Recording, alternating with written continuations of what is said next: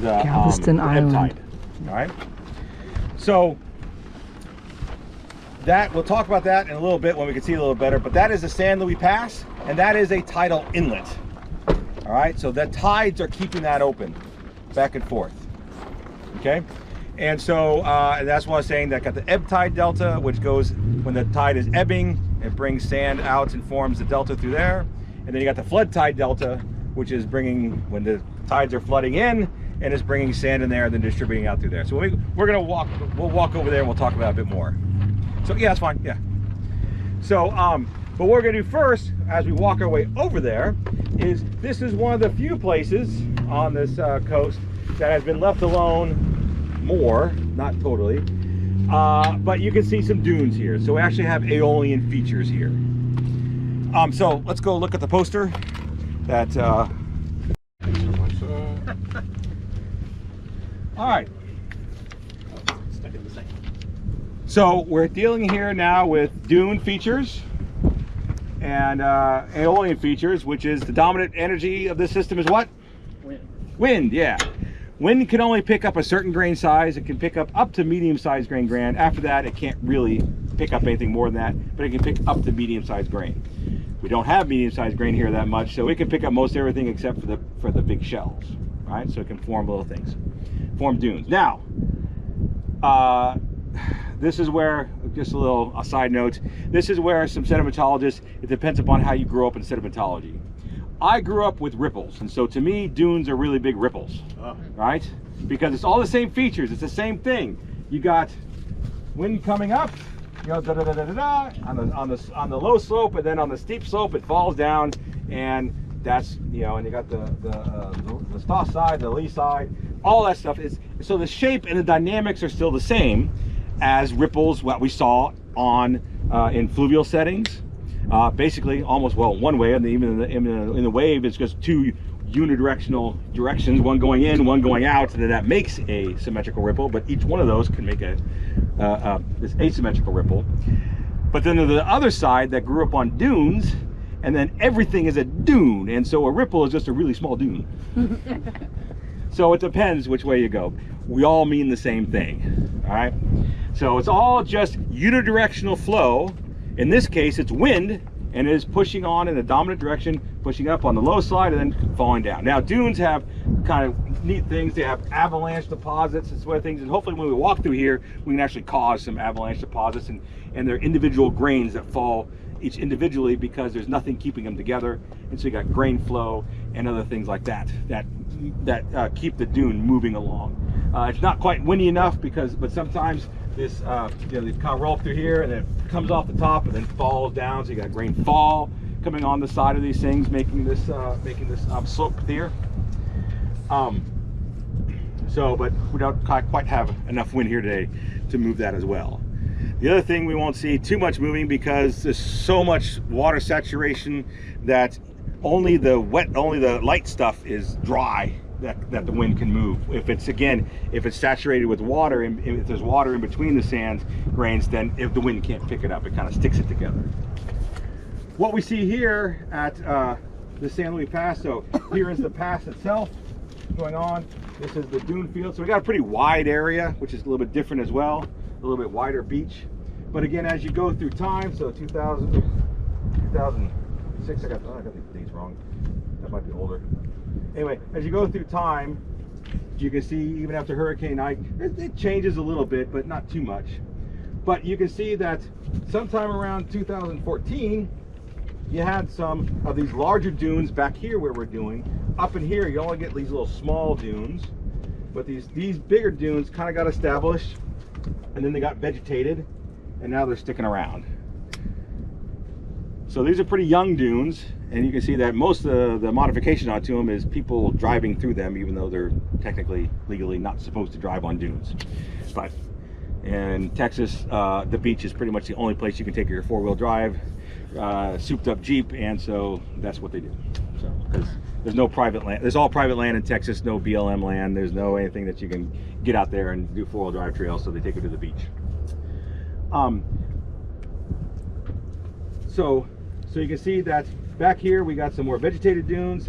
Out in front you can see as well, and we'll walk along. There are little dunes here, and you can kind of see them here, and some little where that little white area right there. That's a little top of a small little incipient dune, and where some vegetation stuff out there. Those are all small little dunes, but they're sand starved, so they can't get really big because there's never enough material because the sand is just too saturated for them to actually pick it up.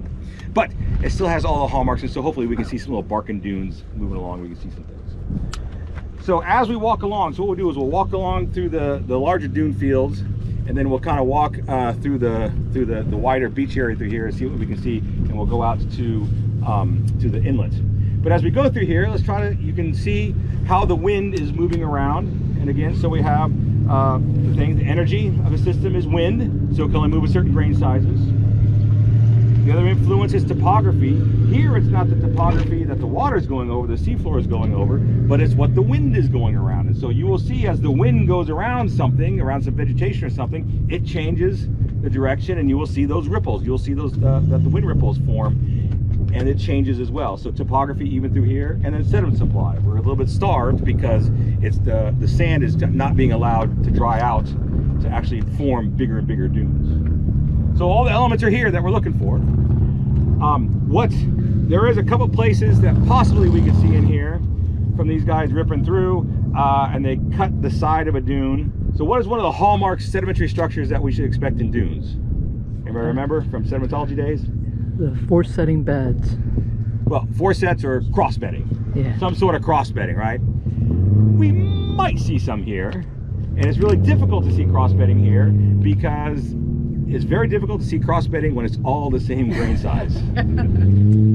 They're there, but it's kind of hard to see.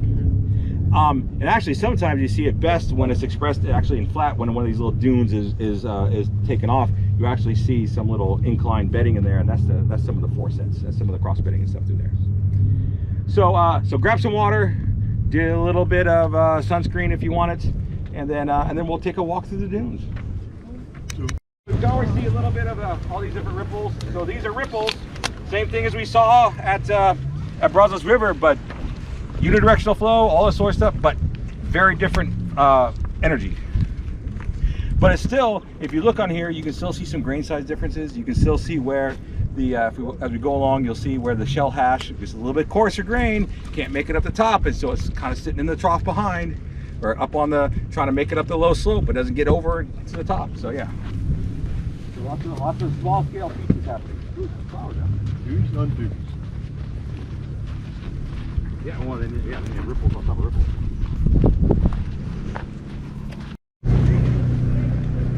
So you can kind of see through here as the wind ripping through here. It's pushing sand around and making little. So he got a little sand drift through here because the wind is coming through here and kind of pushing up, along through here. There's speakers through here too, right? Maybe mosquitoes from the country. Yeah, maybe from you. Yeah. No, not from me, it's from you. Did you bring them out from the van? From your pocket. These mosquitoes came with us from the last stop. They gave them a ride.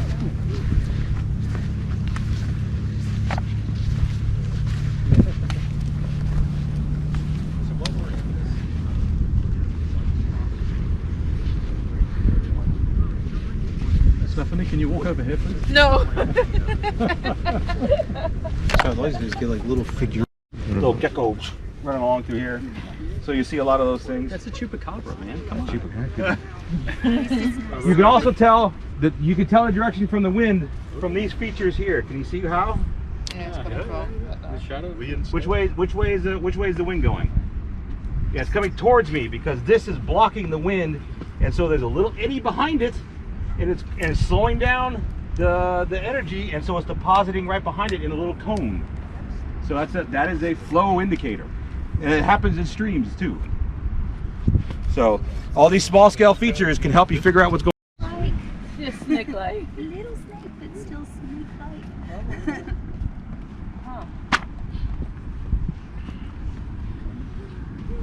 There's some crossbed. Oh, you see some cross bedding? Yeah, okay, there. Oh, sorry. Yeah. Maybe a little bit. On the right, man. Yeah, a little bit through here.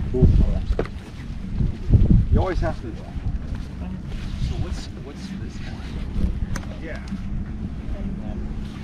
Yeah, you got to be careful with these roots because they hang down and stripe it back and forth. And sometimes other stuff comes and gets plastered. It looks like this is actually just like wet plaster. Okay. Sand on top of it. Yeah. Got a little bit of low angle cross bedding here. That's some of the better stuff that I've seen in here, and it's really crappy. But you can also tell this dune is really young because yeah. So this is but this is inside the dune, so you can date it. You can date it by the plastic. I should someone is sticking in there. You can feel just how loosely this is together because it's just the wind is coming through here, so you can come in through and you can see how loosely packed it is. Because it basically is just that. It is just sand coming in and then being deposited just by out of the air. So it's all that grain fall. So it's just very loosely packed together. Yeah, we won't linger here with the. Did they come down and do any planting to try to help spur the growth? I mean, because it looked like the dunes that you were showing on those photos, I mean, that they really took off. No, can do it naturally.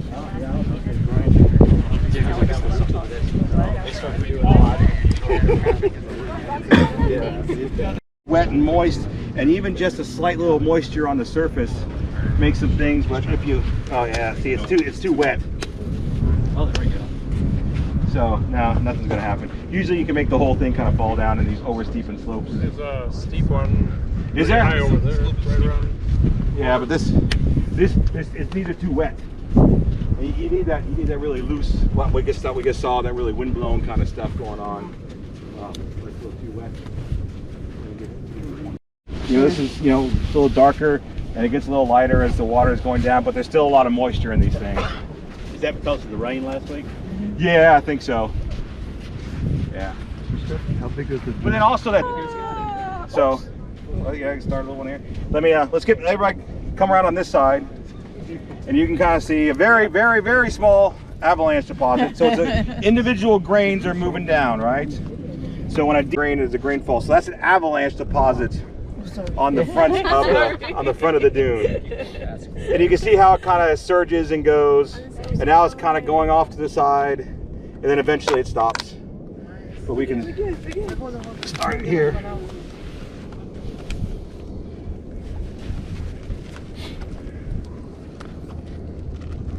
So this is part of the process of how a dune migrates through. It oversteepens the slope, and then it will, fall down, and then more wind comes along, more grain fall, builds up, and then avalanche deposit again.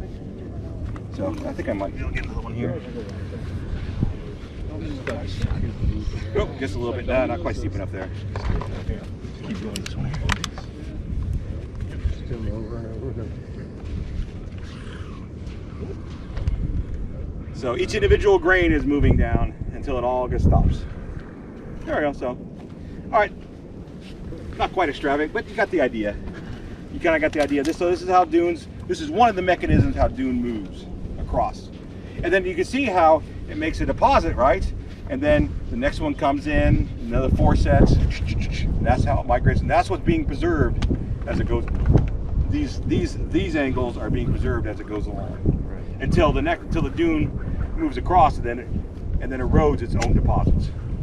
So is it the grain size as well? It seems to be a certain grain size. What? Does the grain size have anything to do with moving forward? Well, not just that the wind can only pick up a certain grain size. Oh. And then also it's a lot of mechanical erosion because they're bouncing around in there, so they get very well rounded. And so it's just easy. And then there's no interstitial fluids or water, it's just air. And so each individual grain can move on its own. And so that's the grain flow, that's the avalanche deposit that comes down. So, kind of cool. If you come back here again when it's a little bit drier in the middle of summer, you'll see a lot more dune features, particularly out through here, and you can actually see the Barkin dunes, with the little horns moving down and stuff. And so all the things, not very big scale. It's the best thing that the Texas Gulf Coast along this section can offer you, but it is here. So, yes.